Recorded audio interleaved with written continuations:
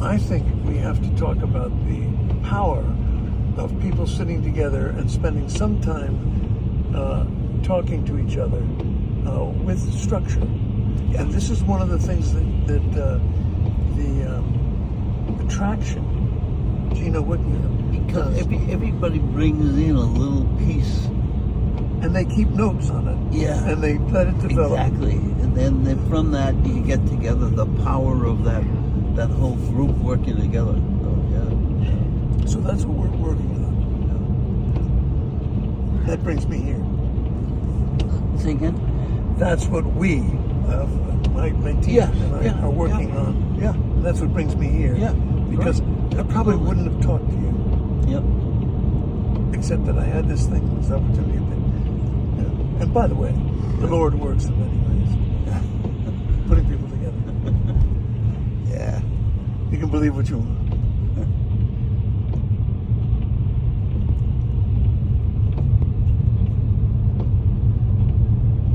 Imagine building a 400-foot Buddha. Yeah. Yeah. Well, we built many a 90-foot Buddha over in Asia Fine Art. Yeah. Did you? 90, 100, 120, 150 foot. That kind of thing. Yeah. Enormous. Well, that was a very interesting Stainless little steel story. interior. No, all it's Bronze? No, it's mild steel armature. Mild steel. Why? Yeah, because they didn't want the expense of stainless steel, and they didn't understand the metallurgy involved with the whole thing. And So it's gonna that's collapse another and whole it's gonna- story. Yeah. If it In gets time, it's going to be maintained. If it's maintained, Yeah, it doesn't matter. it doesn't matter. But who the hell is They're going gonna to want to climb inside up it. all through the center of that whole thing with a bucket of paint and do a good job? It means that the person doing it has got to understand what they're doing and the importance of what they're doing. Somehow they've kept the Statue of Liberty going, but they've done some major work on it. They have had some major problem. I mean, they were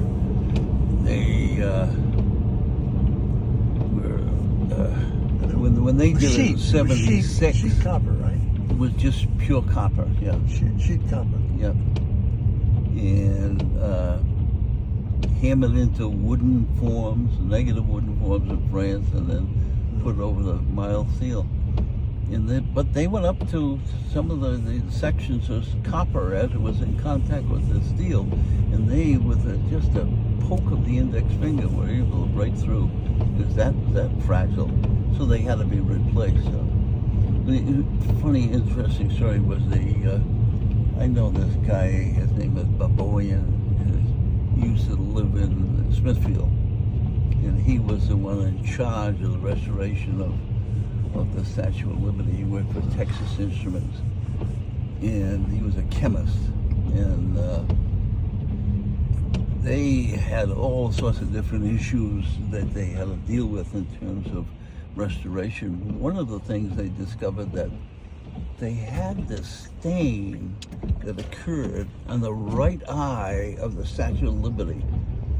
And everything that they did, washing it down, and it would be a continuous reoccurrence of the tearing. And That's what good. they discovered finally, as they were trying to run this thing down, was it was a night watchman who used to climb up into the statue, and that was the Take a place pee. that they could pee every night. That was the reason for it. How funny is that? Yeah. Well, and good color to the Yeah. to the.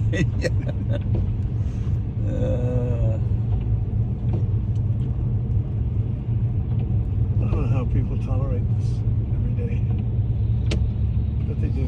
But it was very interesting. We were the first large-scale Buddha we did, which was probably about 20 feet tall, in Ayutthaya, and it was done by a sculptor who was a Thai sculptor who had studied with Henry Moore. So I mean, he was very, very good, very incredibly good. He taught there at the university. it was a situation where they took the little model, which was 24 inches or 3 feet tall, and blew it up by that old box method, and the height of the ceiling in the building was only 18 feet, so that they were only able to Get the whole thing. put everything from the shoulders down, and then the head was separate. And It has to fit together, hopefully. and it wasn't until we were all sitting at the temple up in Chiang Rai, up on the hilltop. They had leveled the top of the hilltop to build this new temple, and the Buddha was going to be placed right on top of it. And it wasn't until that day that the head was placed on top of the shoulders. And the sculptor's first remark was, "Oh, the head is too small." And it was that day that we decided to go with frog enlarging. Oh yeah. That was. Then you get exact. Then we had magic, right? It didn't matter how many, whether it was done in pieces or not. But typically, it was such a great experience with all the castings of the Buddha, because there was always a ceremonial pour, meaning that all of the people who had donated the money to have this Buddha made would come to the foundry to see a section of the piece poured. And so what they would do was we would clear out this whole wax making area and make room for 1,000 people in chairs. And there would be some people seated inside and other people outside. And they ran a cotton string, one string. It went up to the ceiling, and then it went into many, many different strands, and then there'd be a vertical drop at each chair, so that came time to pour, there were 9 monks invited every time, and they chanted. It was always done just before lunchtime, because the monks had to go back to the monastery to pray. Beg for lunch. And so they would bless the whole goings on, and they would bless the bronze, and they invariably the head monk would come down and look at the bronze, and he would say, "Huh, there's not enough gold in there." So people would start to take off necklaces and they drop it into totally contaminate the pot of bronze. But anyway, the little string hanging down in each chair, everybody would hold on to it. The other end of the string was tied to the tongue for pouring, so that everybody felt connected to this one event. Yeah. They put off 2 or 3 sandals or something, and everybody go home. But this Tuan that I spoke of, the French, not the French guy, but the Thai guy who was our partner, he had a pretty good business sense.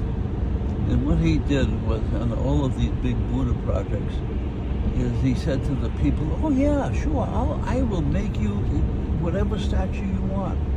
He said, "But what you have to do is bring me, before we start anything, even the first model, what you have to do is bring me half the money." Which was enough to cover the cost. And it covered the entire cost of the whole thing. Everything else. So everything else was pure Well, profit. that's the price. That's the price that you charge. You have to get the money up front. Yeah. And then the Tuan has become so wealthy with that whole process over there that he just ended up donating a whole series of 15 or 18 foot tall statues of King Narasawan. King Narasawan is the one who saved the Thai people from the Laotian. You know, they came into the country to take the country over. So he's considered to be a real national hero. It was back in the 1840s or something along that line. So. These guys really, my Thai friends adored the previous king. They don't like this guy. Yeah. Yeah, they don't like the current king. That's right. But they love the king who had just died a couple of years ago. They loved him. Antonio, we want to get off this one. Yes. 295. Yeah. And what Naresuan did was, at the time, Ayutthaya was the capital of Thailand. And Ayutthaya is an island, the city itself. You know, sort of surrounded by Temples. a couple of different rivers. It's a Chao Phraya River and a Pasak River and a couple of other minor things. And what he did, what King Naresuan did, was dam up the Chao Phraya River, which meant that the whole city of Ayutthaya flooded. When it flooded, the Laotians said, "Hey, we can't hang around here," and they took off. So that's what saved the whole country. So they considered him to be brilliant and much adored as a result of that. So. But Tuan has a whole park, probably about 4 or 5 miles away from the foundry, and dedicated to King Naresuan. And then King Naresuan, all sorts of different folks. We went and hung around, walked around the temples. Yeah. Out there in Yeah. Ayutthaya. Yeah. It's really quite beautiful. The temple is very. The elephant rides and everything. I don't know if you saw that. I mean, we do drive-bys. We don't really go and hang around for very long. Yeah. Being impatient Americans. Yeah.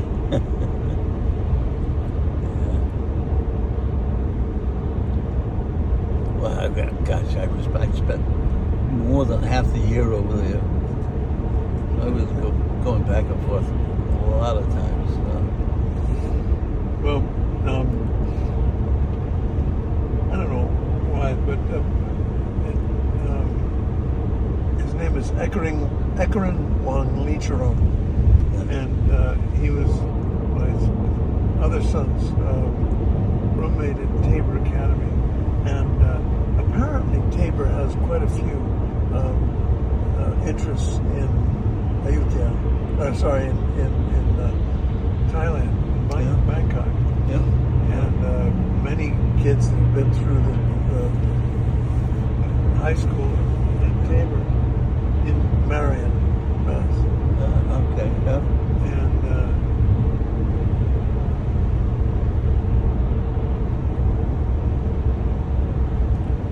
my son John went with me out to Ayutthaya. I actually have, I think, active films. I mean, this was quite a while ago, and I'll check them out since we talked. I haven't used them, but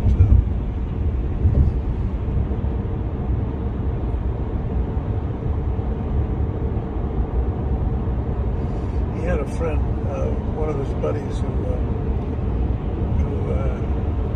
took me around to several of the museums and told me about the history of Thailand. Yeah. And It's a fascinating. guy named Paul.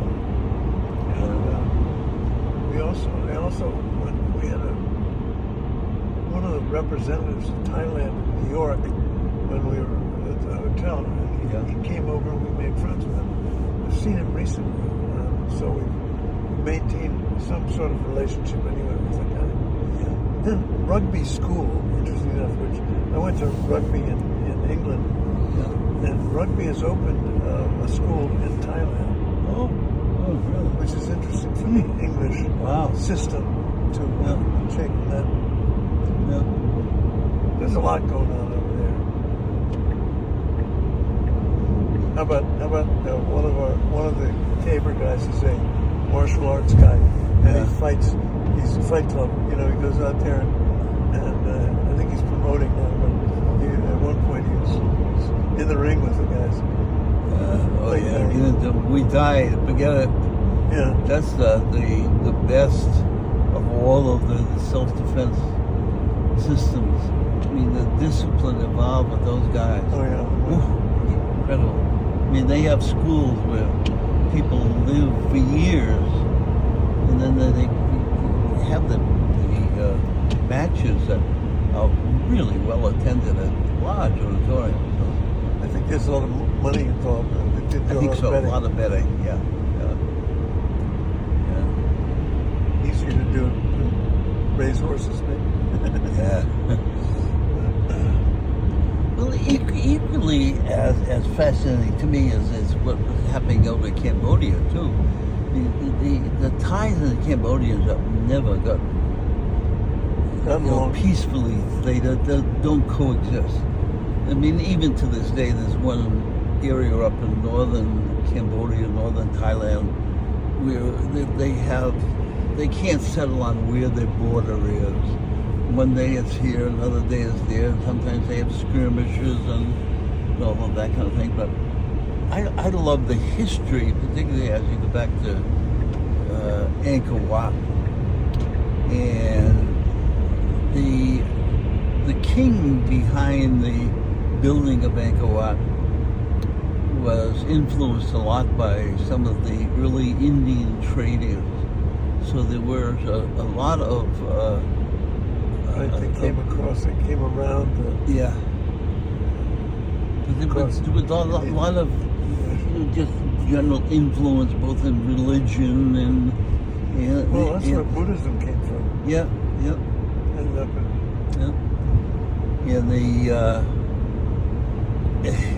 in the story about Angkor Wat it's pretty amazing to me. Is that this king was a visionary, and he thought of the fact that instead of each individual person being responsible for their own food, that they have one or two people who had all of the resources necessary, and they grew the food for many, many people.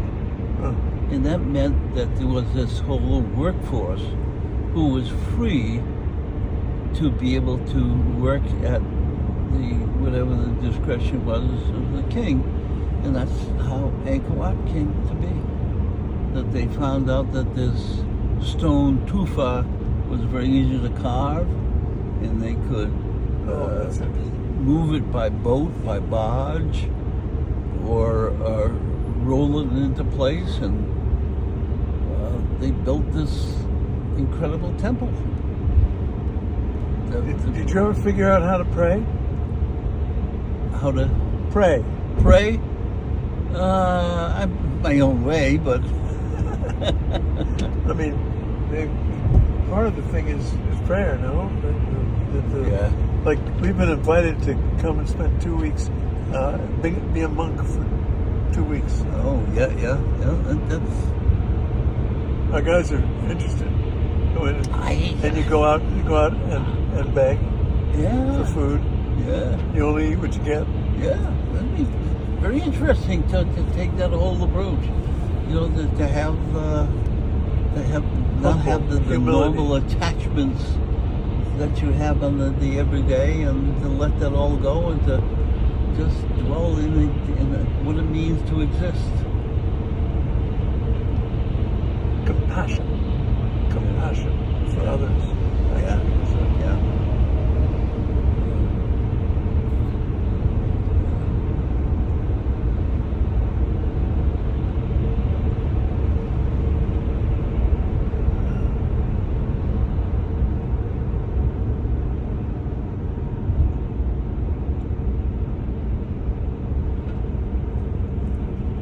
Tell me about your wife. Tell me what she's up to.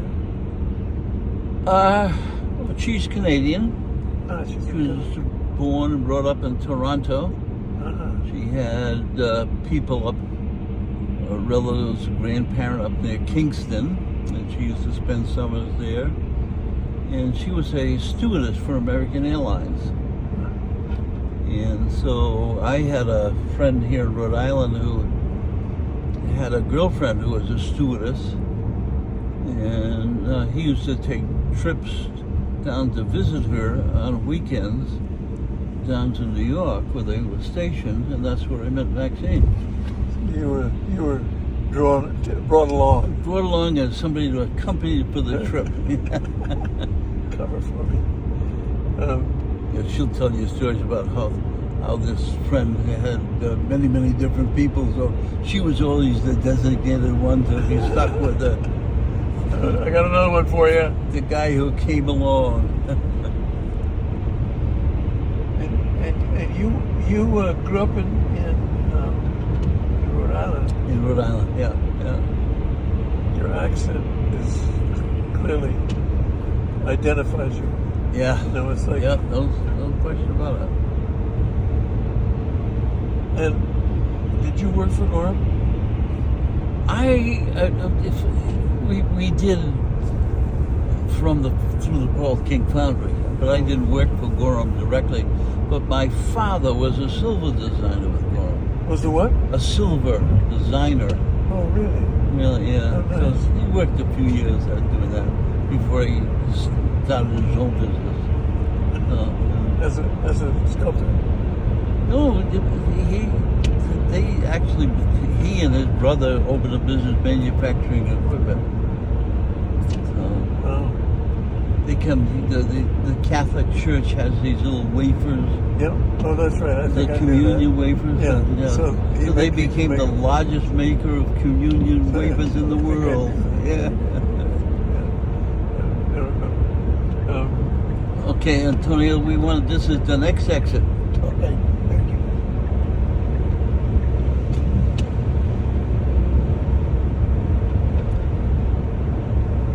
The communion wafers, and then you went to school in. Did you grow up in Johnston, or was that? No, I in Providence at first, and then into North Providence, and then that's So right. city dwelling.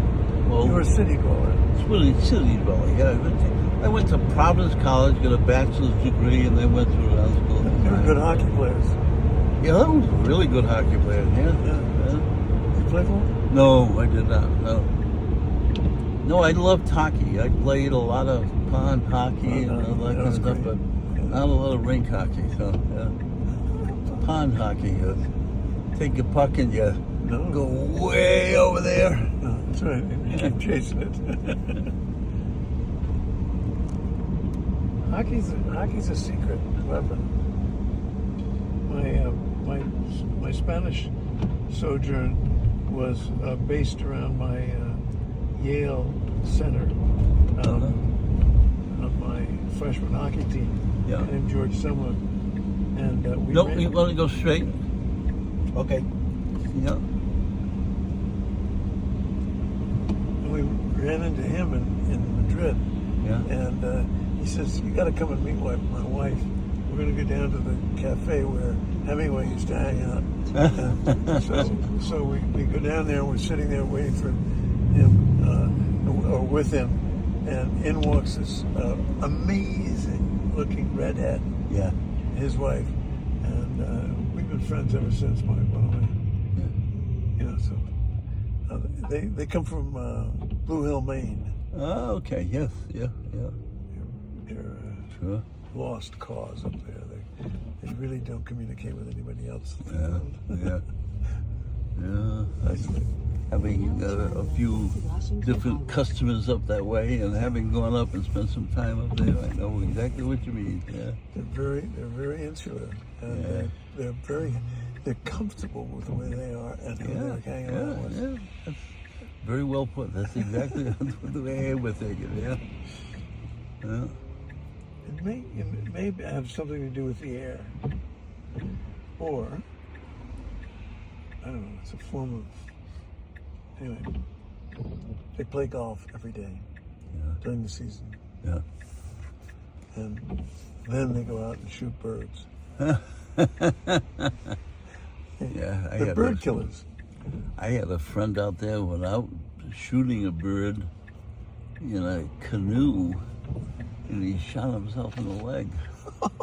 And through the canoe. Oh gosh, yeah, I Sank think the he went canoe. through the canoe. It probably, fortunately, not deep enough water, but he was limping. His one leg was all shattered for the rest You of his could hurt life. yourself with a shotgun. And probably using a 12-gauge shotgun. Yeah. There's nothing nice about that. Yeah, yeah. Yeah, it probably wouldn't be 410 gauge Yeah. bird shot. Huh?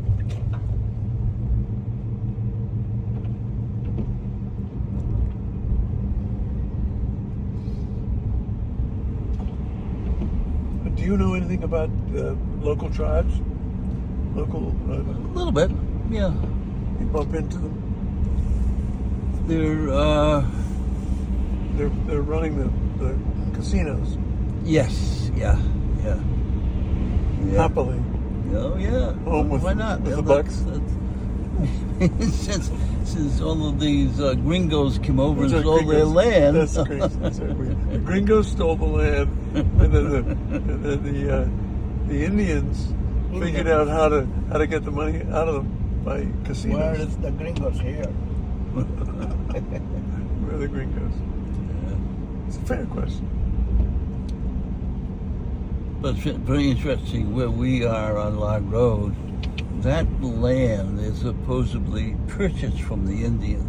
So it has that, even though the Indians never owned land, that they never felt they did. But anyway, we have a little signage which indicates that that's what they thought anyway. You But- probably have the history, no? A paper? You have the paper going all the way back? Do we have a what? The paper? The paper? Yeah, there are some papers, but they're not easily accessible, and Right. they're up in Central Falls, Rhode Island, and they're kept in Yeah. storage, and so They don't want you to know. No, exactly, yeah. But the little route we're traveling is an old colonial route, not down this road, but this road, and this was the road up to Douglas, Massachusetts. And they used to travel this road by stagecoach. Cool. And as we come up here, we'll come to an old yellow building on the left side. It's called the Old Yellow Tavern. That's where the travelers used to stay overnight on their road up to Douglas. They would take a left onto the Forge Road, and it's named Forge because of an old colonial forge. And then it would go up onto Log Road, and it was called Log Road, not because people did logging, but because it crossed Nipsachuck Swamp, and which is one of the hideouts during the for the Indians during the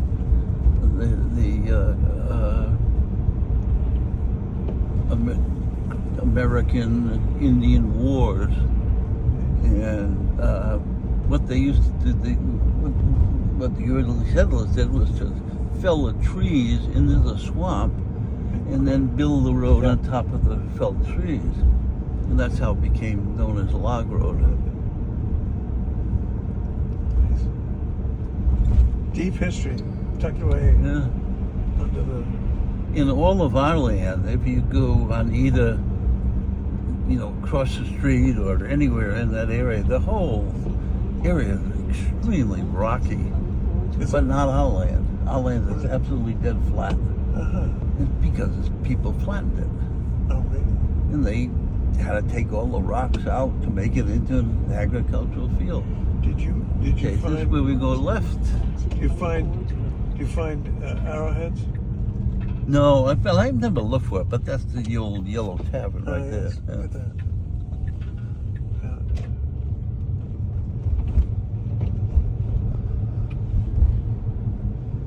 Taverns.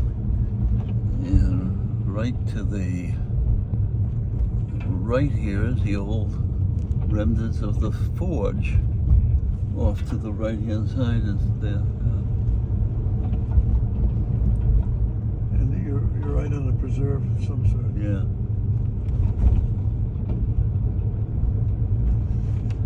Well, it's been a pleasure. And we'll try and figure something out here.